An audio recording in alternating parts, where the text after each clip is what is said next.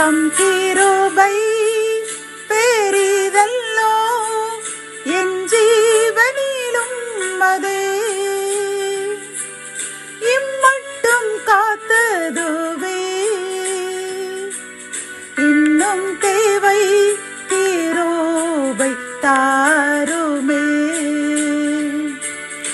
ஆண்டவரும் இரட்சகருமாகிய இயேசு கிறிஸ்துவின் இனிதான நாமத்தில் சேனைகளின் கர்த்தர் ஊழியத்தின் மூலம் 10/6/2024 இன்று உங்களுக்கும் உங்கள் சந்ததிக்கும் ஆசீர்வாதமான நாளாக அமைய போகிறது என்று கூறி வாழ்த்துகின்றேன்.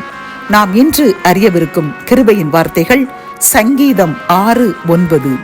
கர்த்தர் என் விண்ணப்பத்தை கேட்டார், கர்த்தர் என் ஜெபத்தை ஏற்றுக்கொள்ளுவார். கத்தோலிக்க வேதாகமத்தில் நாம் பார்த்தோமானால் ஆண்டவர் என் விண்ணப்பத்தை கேட்டருளினார், அவர் என் வேண்டுதலை ஏற்றுக்கொண்டார் என்று பார்க்கின்றோம். என் அன்பு சகோதரனே சகோதரியே, நான் நெடுநாள் ஜெபித்து விட்டேன், என் விண்ணப்பத்திற்கு பதில் வரவில்லை. ஆனாலும் நான் கர்த்தரை விடவில்லை, இன்னும் அதிகமாக ஜெபிக்கிறேன், இன்னும் அதிகமாக அவரை தேடுகிறேன், இன்னும் அதிகமாக பரிசுத்தமாய் வாழ்கின்றேன் என்று நினைத்து கொண்டு ஆண்டவரே நம்பி வாழ்ந்து கொண்டிருக்கின்றாய் அல்லவா?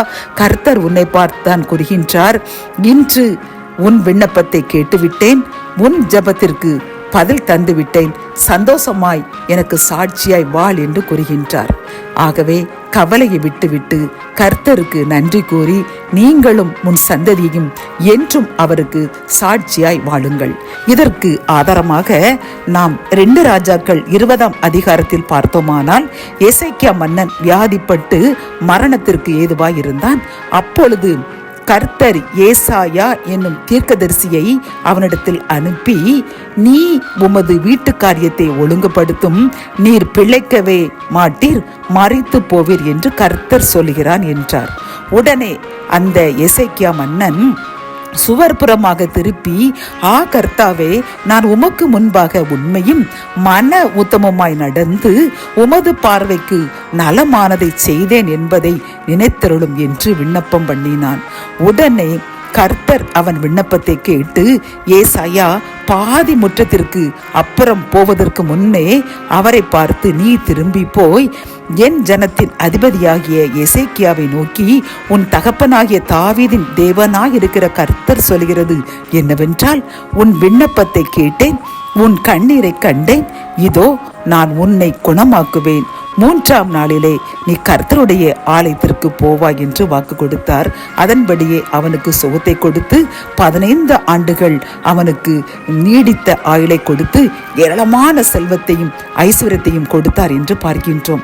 என் அன்பு சகோதரனை சகோதரியே, உன்னை பார்த்தும் கூறுகின்றார், உன் விண்ணப்பத்தை கேட்டேன், உன் ஜெபத்தை ஏற்றுக்கொண்டேன் என்று கூறுகின்றார். ஆகவே இன்றிலிருந்து உங்கள் கண்ணீரை துடையுங்கள், எழுந்து இன்னும் அதிகமாக இறைவனுக்கு சாட்சியுள்ள வாழ்க்கை வாழுங்கள். ஜெபம். என் அன்பு தகப்பனே, இந்த செய்தி மூலமாக அப்பா நீர் அருமையான ஒரு மகிழ்ச்சியான செய்தி எங்களுக்கு கூறுகின்றீரப்பா. இந்த செய்தியை கேட்டுக்கொண்டு கலங்கி கொண்டே திகைத்து கொண்டே வேதனைப்பட்டு கொண்டே ஆனாலும் உம்மை கைவிடாமல் வாழ்ந்து கொண்டின்ற உம்மை அதிகமாக தேடின என் பிள்ளைகளுக்கு, சகோதரன சகோதரிக்கு நீர் கொடுக்கின்றீர். வாக்குத்தத்தமாக உன் விண்ணப்பத்தை கேட்டேன் என்று கூறிவிட்டீரப்பா.